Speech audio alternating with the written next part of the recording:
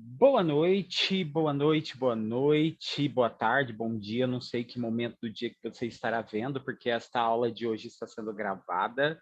Este aqui promete ser o segundo encontro na qual a gente vai estar debatendo um pouquinho questões sobre a Olimpíada Brasileira de Biologia, e a gente está fazendo esse vídeo como uma continuação do vídeo anterior. Está aqui no canal do YouTube, ou você que está assistindo ao vivo agora, né, tem a chance de estar comigo nesse momento. Bom, no nosso último encontro, nós estávamos resolvendo questões, a gente até parei aqui na mesma tela, a gente estava resolvendo as questões da prova de 2020 da Olimpíada Brasileira de Biologia. Hoje, nos nossos próximos 30 ou 40 minutos, a gente vai responder mais algumas questões das Olimpíadas. E a gente vai dar continuidade falando um pouquinho sobre a questão de como é o formato da Olimpíada de Biologia, né?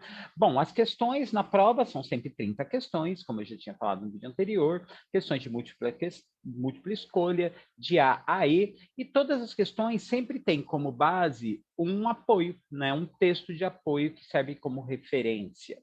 Aqui no caso, nós estamos resolvendo as questões de número de 5 a 7, e essas questões elas são relacionadas a esse texto que estão aí colocadinhas deste lado aí. O título do texto aí é Reação a nível de oxigênio leva ao prêmio Nobel. É um texto que vai estar falando sobre uma dupla ou um trio de cientistas, é uma dupla que ganhou o Prêmio Nobel de Medicina em 2020, 2019, em função de terem entendido como funcionava o processo de desenvolvimento de células do câncer. E aí falava sobre a questão de como é que o metabolismo dessas células funcionava em função do oxigênio. E aí a gente estava falando na última aula que nem sempre esses textos que vêm apoiando as questões dizem muito respeito aos enunciados das questões. Assim. Como assim? Vamos explicar esse negócio direito. Bom, o rolê é o seguinte: nem sempre você precisa ler o texto para responder as questões. E isso tem muito a cara do Enem também.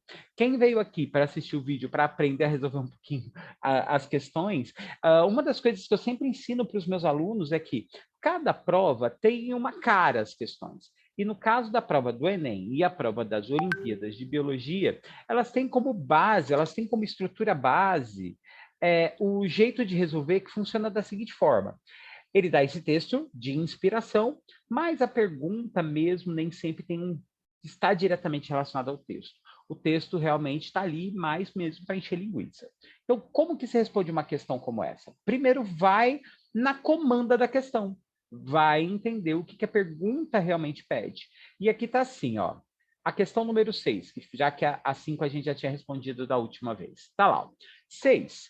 Eles descobriram que as células podem sofrer alterações nas expressões dos genes quando há uma mudança no nível de oxigênio ao redor deles. Esse fragmento do texto refere-se à expressão diferenciada dos genes em resposta à oxigenação dos tecidos. Essa diferença na expressão gênica pode ocorrer por... Tá. Vamos tentar entender o que é expressão gênica. Bom, aqui a gente está para debater as questões, mas mais do que resolver as questões, a gente precisa entendê-las, né? E aqui uma dica a respeito desse assunto. O que é uma expressão gênica? A expressão gênica nada mais é do que a célula decidir que proteínas ela vai fabricar e que proteínas ela deixa de fabricar. Como assim? Bom, no DNA de uma célula, nós temos o código, a receita de como fabrica todas as possíveis proteínas de um organismo. Por exemplo, nas minhas células, eu tenho o segredo de como se fabrica todas as proteínas. Porém, não é todas as células que vão fabricar todas as proteínas. Em algum momento da vida delas, elas decidem que algumas proteínas elas nunca mais vão fazer e algumas proteínas elas vão fazer para sempre. Por isso que, por exemplo, os neurônios são células humanas que vão fabricar determinadas substâncias que não serão feitas, por exemplo, pelas células dos músculos, que não serão feitas, por exemplo, pelas células da pele. Isso é expressão gênica. é quando as células, através do seu DNA, inativa trechos do seu DNA e decide qual delas vai decidir o que vai ser feita em cada ponto desse. Aqui um detalhe importante que a gente precisa entender é que entre você ter a receita de fabricar uma substância e você fazer a proteína propriamente dita, tem um caminho a ser percorrido. E esse caminho a ser percorrido é o que a gente chama de síntese proteica. Então, primeira coisa que a gente precisa entender, a diferença na expressão gênica acontece pelo quê? É por modificações no código genético? Não, a gente não modifica o nosso código genético para fabricar nada. O nosso código genético é o mesmo, tá? Então, a alternativa E já estaria fora do rolê, tá? Aumento da replicação do DNA. O que é replicação, professor? É a gente criar cópias do DNA, né? A gente precisa aumentar o número de cópias de DNA? Não, também não. A replicação do DNA só é feita em um momento da célula, que é nos momentos onde ela resolve se multiplicar, quando ela vai fazer mais uma outra célula, quando ela vai se dividir. Aí ela precisa duplicar o DNA dela, aí ela faz replicação. A pergunta é, como é que eu faço para fabricar para fabricar proteínas? Bom, a regra é o seguinte, ó. Deixa eu ver se eu consigo fazer um desenho aqui, ó. Imagine só a célula, eu tenho aqui a membrana, citoplasma, núcleo, e aqui dentro do núcleo eu tenho o DNA. Só que o DNA é a receita para estar lá nele, o livro da receita de como fabricar as proteínas, só que as proteínas são feitas aqui do lado de fora, no citoplasma da célula. O DNA não tem como chegar até o citoplasma. Aqui, essa estrutura é o que a gente chama de ribossomo, né? É o ribossomo. E aí, o que é feito neste caso? Bom, para você fabricar essa proteína, o DNA copia um trecho dele, então, um trecho dele será copiado, e esta cópia, que é, digamos assim, um rascunho de um trecho só, esta cópia vai até o citoplasma para fabricar a substância que a gente precisa. Esta cópia é o que a gente chama de RNA.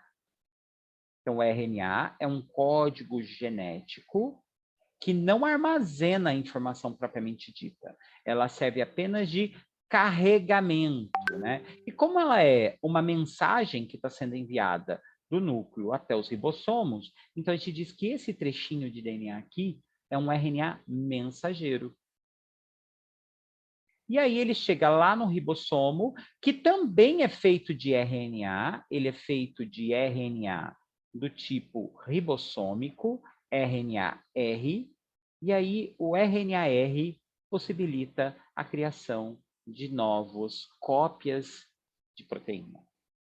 Então a pergunta é, a diferença na expressão gênica pode acontecer pelo aumento da síntese de RNA-R? Sim, porque quanto mais RNA-R tem na célula, mais ribossomos tem, e mais ribossomos significa mais proteínas. Então essa seria a alternativa correta, tá? Então a alternativa correta, letra B de bola. Aumento da fabricação da síntese de RNA ribossômico. Bom, vamos lá à questão número 7. Na questão número 7, nós temos a seguinte situação. O excesso de atividade metabólica aeróbica pode levar ao acúmulo de radicais livres na célula e possivelmente desencadear doenças e promover o envelhecimento precoce. A organela envolvida diretamente com o combate dos radicais livres é...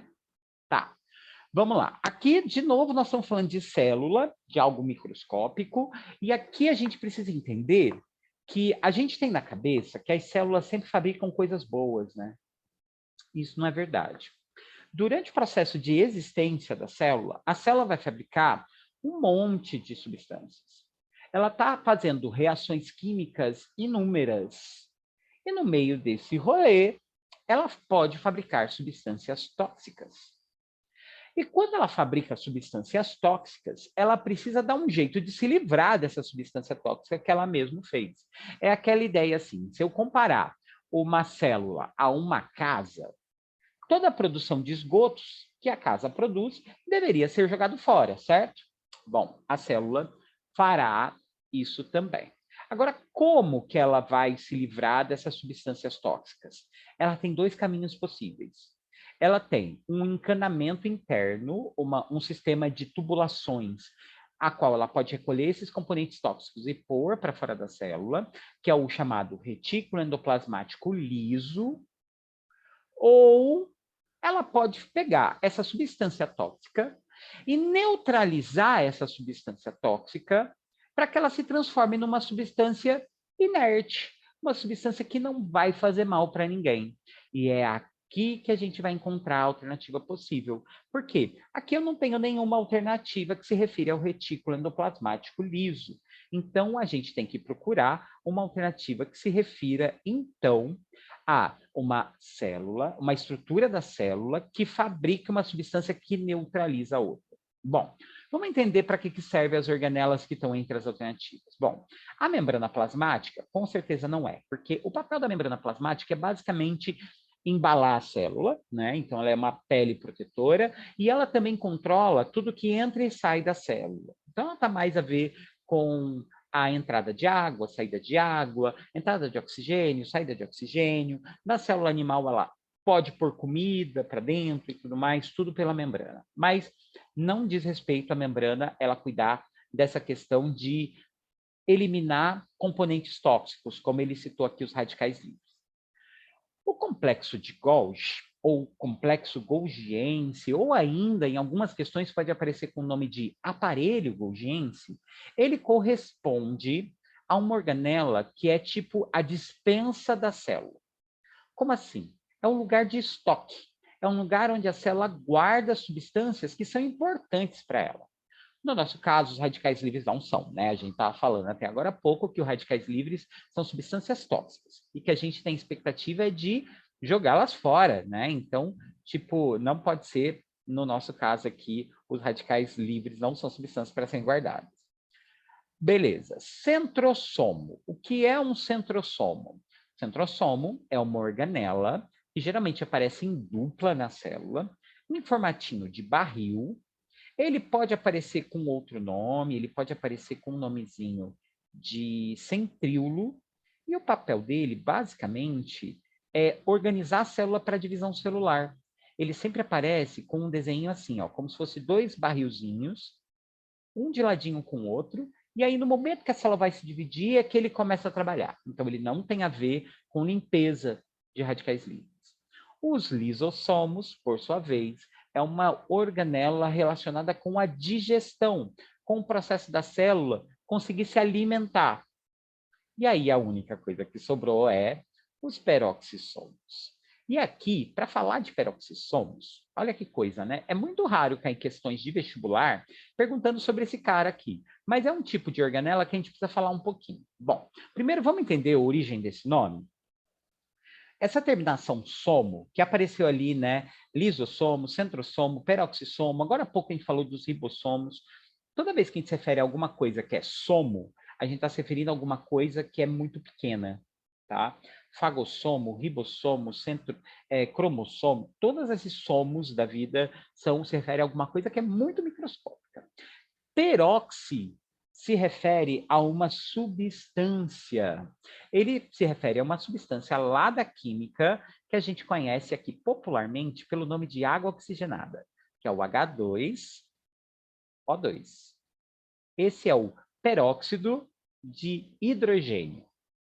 E o peróxido de hidrogênio, a água oxigenada, para a célula, é uma substância profundamente tóxica.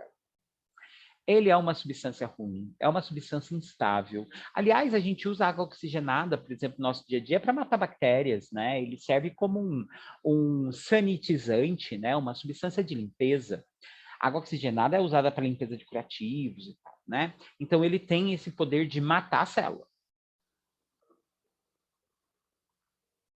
Desculpa interromper aqui, que a gente precisa de água também, né? E aí, como aquela história, né? Como assim, professor, isso mata células? Você acabou de falar que a célula fabrica isso. Pois então, a célula fabrica água oxigenada sem querer. E aí ela precisa dar um jeito de destruir a água oxigenada. E para isso ela vai ter uma organela chamada peroxissomo, rica no seu interior de uma substância chamada catalase. Eu não vou conseguir escrever isso aqui com o meu mousezinho de jeito nenhum. Catalase. E a catalase é uma substância capaz de quebrar a molécula de água oxigenada. E ela produz duas substâncias profundamente de boas, que é a água, H2O, e também o oxigênio. Aquele oxigênio que sobrou, ele vai ficar ali livrezinho, e aí depois ele vai se juntar com outro oxigênio e virar o gás oxigênio que a gente respira. Então, o peroxissomo é lotado de catalase, que é a substância que neutraliza a água oxigenada. Então, a alternativa correta da questão 7 é a letra A. Beleza? Bom, vamos agora adiante. Aliás, gostaria de convidar a todo mundo que está aqui a fazer parte do meu grupo do Telegram, do meu grupo do WhatsApp. Lá eu estou sempre chamando a galera para essas lives, para esses cursinhos, para essas aulas baratinhas, simplesinhas, de graça, e também para o meu canal do YouTube, onde eu também tenho outros vídeos gravados com a ideia de ajudar a galera a passar no vestibular. É aquela história, o sistema de vestibular hoje em dia no Brasil é um sistema muito injusto. Né?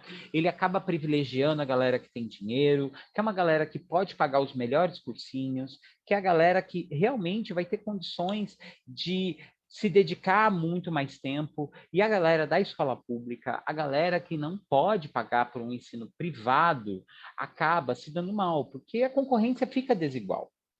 E eu estou aqui para tentar ajudar a mudar o peso dessa balança. Eu quero aqui ajudar a galera que não tem grana para pagar pelas minhas aulas, que não tem grana para assistir uma aula minha numa escola particular. Eu já sou professor em escolas particulares há mais de 20 anos, e se eu posso ajudar a galera, eu vou estar aqui.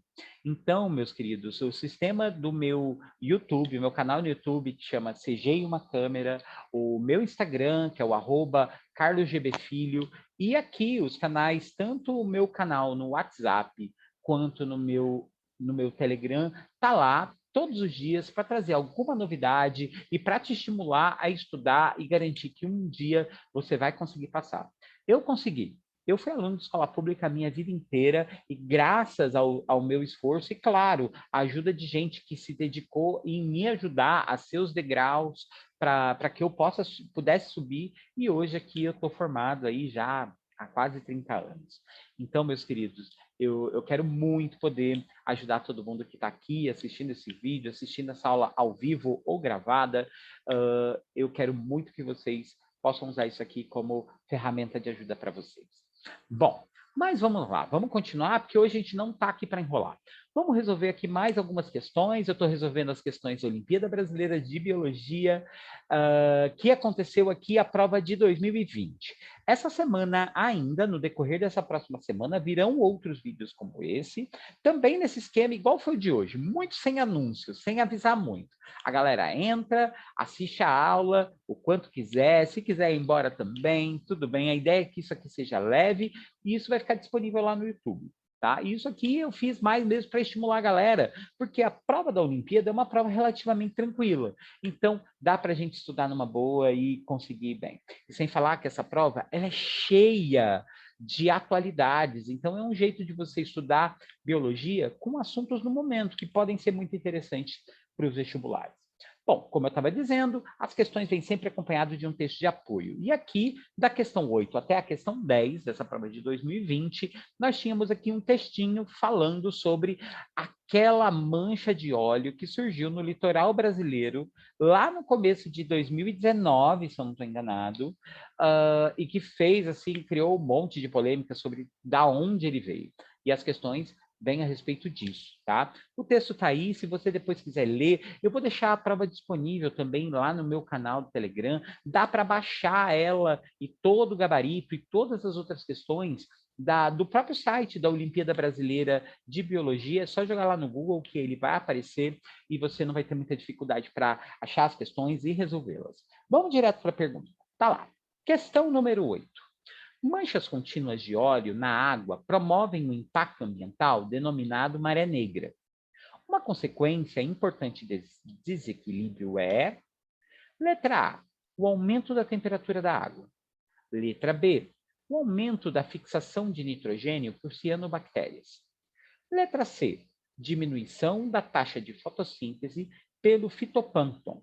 Letra D, a diminuição da biodisponibilidade de sais minerais.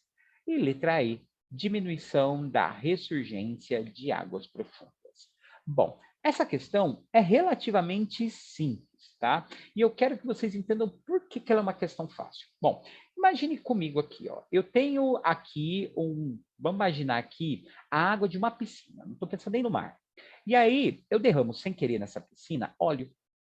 Como o óleo é mais leve que a água, ele vai ficar boiando, né? Aliás, aqui um conceito interessante das aulas de ciências, né? A água tem uma densidade igual a 1 miligrama por centímetro cúbico de água, né?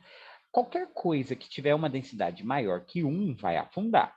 Só que como o óleo tem uma densidade menor do que 1, a densidade do óleo é 0, alguma coisa, né? Eu acho que é 0, se não me engano, 6, 7, alguma coisa assim, tá? Vou chutar aqui um 0,7. Nesse momento o número não importa. Bom, isso significa então que o óleo vai ficar aqui por cima.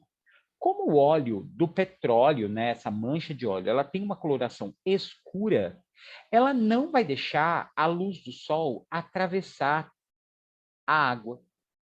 Então, a luz do sol vai ter dificuldade para penetrar na água, o que vai fazer com que todas as formas de vida que vivem nesta piscina, por exemplo, as algas, morram, porque não vão ter condições de absorver a luz do sol, e sem luz do sol, plantas não fazem fotossíntese, mesmo as aquáticas. Então, o que acontece? Quando você tem a mancha que eles chamam de maré negra num pedaço do oceano, significa que toda a forma de vida que fica abaixo vai ficar numa área escurecida sem luz, e isso vai fazer com que ela diminua a taxa de fotossíntese. E aí aparece esse termo ali, ó, fitoplâncton. O que é o fitoplâncton? Fitoplâncton se refere a palavra fito, né, esse prefixo fito, significa planta, né? A gente vai ver ela em várias palavras por aí na biologia com essa expressão fito alguma coisa. Por exemplo, briófita, né, que são o grupo de plantas que é os musgos, tem lá o fito. Pteridófita, as samambaias, tem o fito. Vamos pegar mais uma aqui, que tenha fito. Magnoliófita, também tem fito. Nenhuma das palavras que eu peguei são boas referências, mas enfim, toda palavra que tem esse fito no nome delas se diz respeito à planta. E plâncton? Quem que é o plâncton, além de ser o inimigo do Bob Esponja? Bom, a palavra plâncton se refere a qualquer forma de vida que vive embaixo d'água e que ele é pequeno demais para conseguir nadar e conseguir se deslocar por conta própria.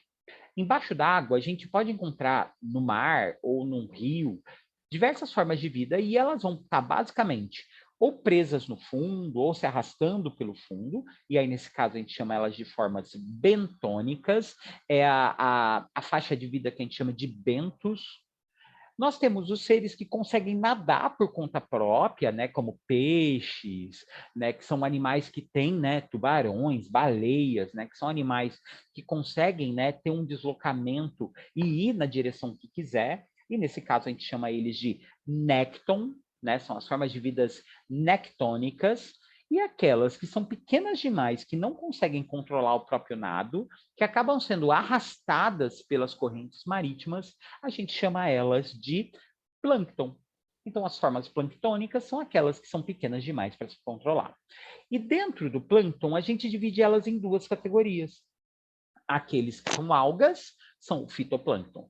Aqueles que são animaizinhos, tipo pequenos crustáceos, pequenos camarõezinhos, né, animaizinhos de pequeno porte, eles são o zooplâncton. Aliás, do mesmo jeito que fito se refere à planta, zoo significa animais, né? Então aqui vai haver então a diminuição na taxa de fotossíntese por parte do fitoplâncton. É isso. Vamos à questão 9, que a questão 9 vai falar também das manchas de óleo e desse tipo de fenômeno de poluição. Bom, questão número 9. Temos aqui a questão número 9, que está falando da seguinte situação. Ao alcançarem a costa, As manchas de óleo, muitas vezes, se acumulam na areia. O óleo pode, neste local, o óleo pode contaminar os seres vivos de quê? O nécton? Não, o nécton são aqueles que nadam, né? A gente estava falando agora há pouco. O fitoplâncton? Não, o fitoplâncton também está na água, assim como o zooplâncton. Nelston. Nelston, eu nem sei o que é o Nelston, o Neuston, não sei nem o que é isso daí. Ou seja, se ele vai se acumular na areia, as formas de vida que vivem presas, né, em algum lugar ou que está no substrato é o bentos, né? São as formas bentônicas. Então, a alternativa correta é a letra C, né? São as formas de vida bentônicas. Beleza até aqui? Então, aqui, só aqui na aula de hoje, olha como são as coisas, né? Na aula passada, a gente falou muito sobre vírus, a gente comentou sobre as questões sobre Covid-19, que já estão sendo esperadas para a prova desse ano, assim como elas caíram no ano passado, no ano retrasado. A gente agora está falando de questões ambientais, a gente falou agora há pouco de célula, falamos de genética, e agora a gente está falando de ecologia. Esse tipo de questão também é muito recorrente em provas assim. Aliás, o Enem, para quem vai prestar o Enem, questões de ecologia é por onde você deve começar a estudar bio, tá? Então fica de olho aí. Questão número 10. Também deve estar falando, provavelmente, de botânica não, de ecologia. Vamos ver do que ela se trata. Tá lá. Questão 10. Aves marinhas sofrem com um acúmulo de óleo, né, de petróleo, em suas penas. Bom, isso ocorre devido à remoção da camada apolar protetora determinada por óleo secretado pela glândula uropigiana. Tá, eu vou parar aqui antes de terminar de ler, para a gente poder falar um pouquinho disso. Ó, camada apolar. Vamos tentar traduzir isso daqui. As substâncias da natureza, elas podem ser divididas em duas categorias. As substâncias polares, ou seja, seriam aquelas moléculas que quando você bate o olho nela, ela tem uma parte positiva e uma negativa, ela tem polos, tá? E nós temos as substâncias que são apolares, ou seja, substâncias que não têm, claro, essa divisão de lado, um lado positivo ou um lado negativo. Em geral, as substâncias apolares, elas vão ter uma predominância ou do positivo ou do negativo. Elas não vão ter as duas de forma equilibrada. E aqui ele está falando que os óleos, né, são substâncias apolares, né? Aliás, isso é um bom negócio para a gente aprender para química, aqueles conceitozinhos da bio que pode ajudar você na química. A água é uma substância polar, é uma substância que tem polos. Os óleos, todo tipo de óleo, gordura, são sempre substâncias apolares. E quando a gente fala de poder misturar uma coisa na outra, significa que eu vou estar misturando substâncias que têm semelhança. Então, assim, substâncias polares, como a água, vai só se misturar com substâncias que também tenham polos. E substâncias apolares só vão se misturar com substâncias que também não têm polos. E esse é o motivo pelo qual o óleo não se mistura com a água. É porque eles são de categorias diferentes. A água é uma substância polar e o óleo, as gorduras, são substâncias apolares, tá? Aquele conceitinho básico que pode te ajudar bastante. E aqui ele está falando que o petróleo, quando cai nos pássaros, ele tira a gordura natural que o animal tem, que todo pássaro, né, toda ave, ele tem uma única glândula importante no corpo dele, que é uma que fica no rabo dele. Na verdade, tem muita gente que chama isso, por exemplo, na galinha, de curanchinho ou sobrecu. Se você não conhece essa parte do frango, conheça. É inclusive saboroso. É uma área que ela é bem gordurosa. E o pássaro geralmente faz o quê? Toda ave, para poder ter as suas penas com aquele formato bonito, o que, que o pássaro faz? Ele passa o bico lá no rabo, que é onde está essa glândula, e esfrega o óleo que ele vai tirando com o bico nas penas todas, que é o que faz a impermeabilização do pato, do pássaro. É por isso que, por exemplo, quando um pato cai na água, ou quando uma gaivota mergulha no oceano, ela sai sequinha. Por quê? Como ela está impermeabilizada, quase invernizada com esse óleo, ela não vai ter, a pele dela não vai ficar molhada, ela vai permanecer seca, né? E isso é que vai garantir que as aves ficam bonitonas.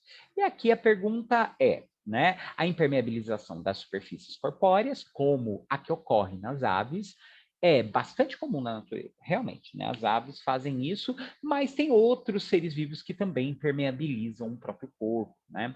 E a pergunta é: identifique a opção abaixo que não contém uma adaptação com esse fim.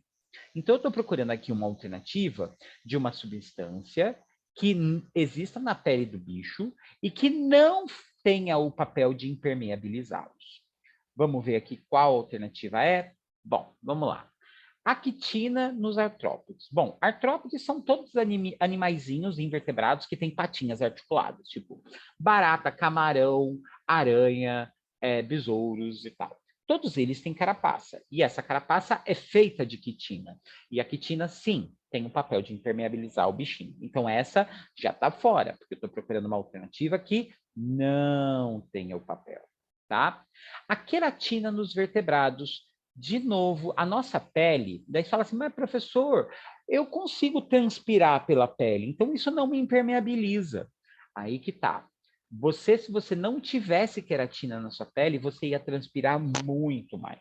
A queratina é uma proteína que a gente tem na pele e que realmente tem esse papel de tentar segurar a água no nosso corpo. Sem queratina, isso ia ser muito pior. E isso é bem fácil da gente perceber entre os animais, por quê? Entre os animais, por exemplo, répteis, como é o caso das tartarugas, lagartos, eles têm aquele couro grosso, né? E aquele couro grosso é basicamente feito de queratina e tem o papel de ajudar eles a ficarem impermeabilizados. Aqui tem dois casos de plantas, a cutina e a suberina. Duas substâncias que são oleosas, que existem nas plantas e têm o papel, adivinha só, de exatamente impermeabilizar, para impedir que a planta transpire, né? À toa, né? Que ela consiga, por exemplo, ficar lá no sol sem morrer desidratada. E adivinha só a única alternativa que tem o caso de uma substância que não tem esse papel? A letra E, os peptídeos na pele dos anfíbios. Bom, anfíbios são animais da família dos sapos, das pererecas, né, salamandras. E, em geral, esses animais são animais que transpiram com muita facilidade. A pele deles não tem essa proteção. O que faz com que esses animais, obrigatoriamente, tenham que viver em ambientes próximos com muita água, né? E aí, eles não têm a proteção de impermeabilização. Só aí já é um bom motivo para a gente assinalar a alternativa. Mas a palavra peptídeo aqui é legal a gente aprender e conhecer sobre o que ela se trata.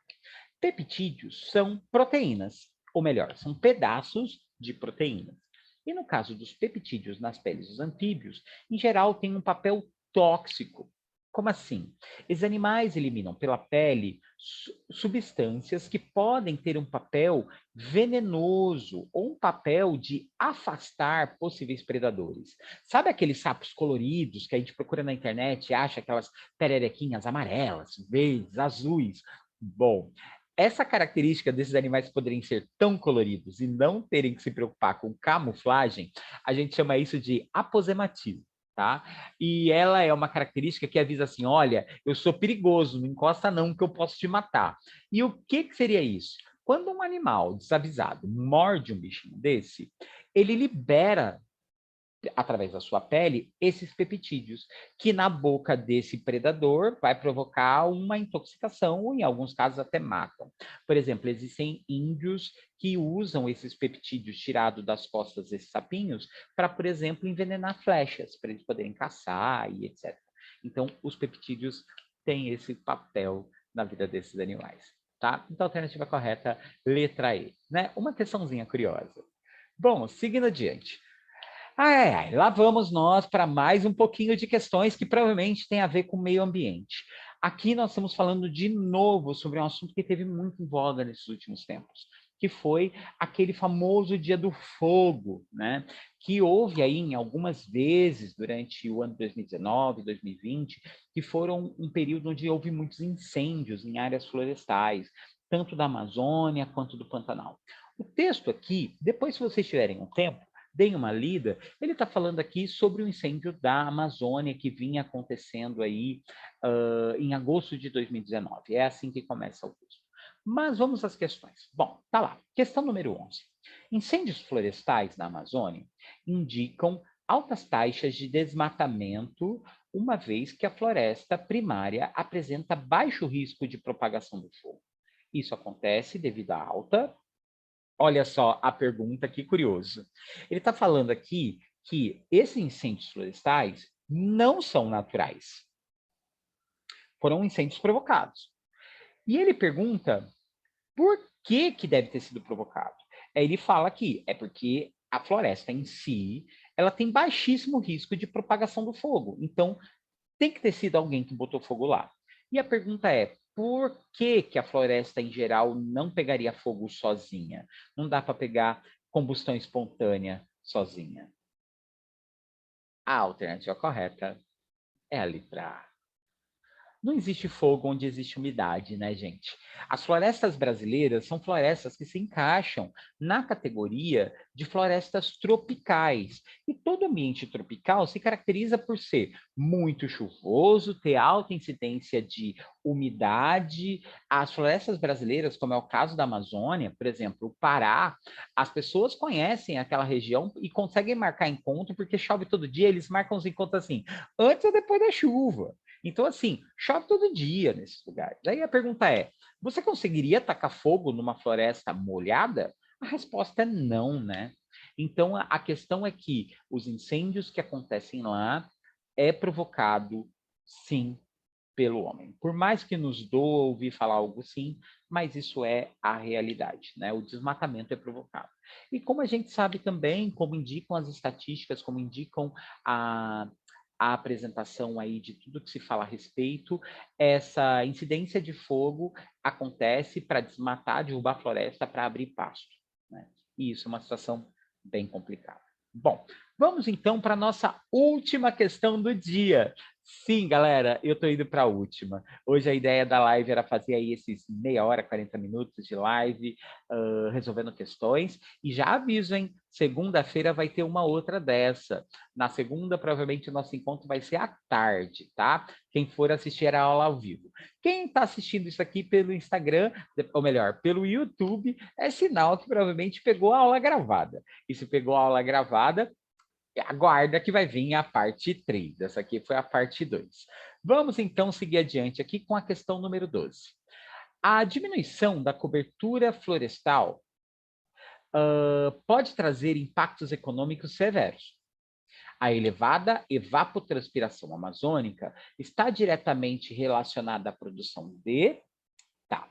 Aqui ele está falando assim que o fato da gente derrubar a floresta, né, não está relacionado só, né, com o fato assim, eu vou derrubar a floresta porque eu quero produzir aí campos, pastos para plantar coisas. A verdade é que a floresta amazônica, ela é o umidificador do mundo. Quando você tem um ambiente úmido, você reduz a chance, por exemplo, de grandes impactos ambientais, de grandes eventos climáticos catastróficos, como é o caso de furacões, tornados, inclusive em outras partes do mundo. A Amazônia funciona como um escudo contra isso. Quando você derruba a floresta, você diminui a umidade. Umidade essa que, quando acontece devido às plantas, a gente chama de evapotranspiração. Atenção a essa palavra, né? Evapotranspiração é quando as plantas transpiram e jogam água para o ar. E como a gente sabe, toda a umidade gerada no ar da Amazônia acaba sendo empurrada por massas de ar aqui para a região sudeste, onde eu estou. Então, forma-se o que a gente chama, inclusive, ficar atento a esse nome, de rios voadores, que vai fazer com que essa umidade seja levada aqui para a região sul e sudeste, e aí cai na forma de chuva. Chuva esta que vai abastecer as lavouras do sul e do sudeste. Então, meus amigos, desmatar a floresta causa prejuízos econômicos altíssimos, principalmente no que diz respeito ao plantio de soja e milho, por exemplo, a única questão de lavoura que se fala aqui, no Centro-Oeste também, né? Mas tem a ver com automóvel? Não. Vai interferir na produção de automóvel? Não. Fabricação de remédio? Não. Retirada de ouro? Não. Pescaria no Nordeste? Não. A única alternativa provável e possível é a letra B, 12, que mexe com a agricultura diretamente, né? Que vai ter que investir quando fica sem água, principalmente nas irrigações. Bom, meus queridos, Eu fico por aqui hoje. Foi um prazer. Quem esteve aqui comigo assistindo a minha aula, muito obrigado pelo carinho. Valeu demais pela atenção. E a gente se encontra, então, por aí. Eu não vou dizer que eu vou fazer essa live na segunda, mas vai rolar ela, tá? Foi um prazer estar com vocês aqui. Eu adorei. Muito obrigado. A gente continua essa conversa e resolução dessas questões no decorrer dessa semana. Um beijão. Se cuidem. Abraço. Tchau. Valeu, galera!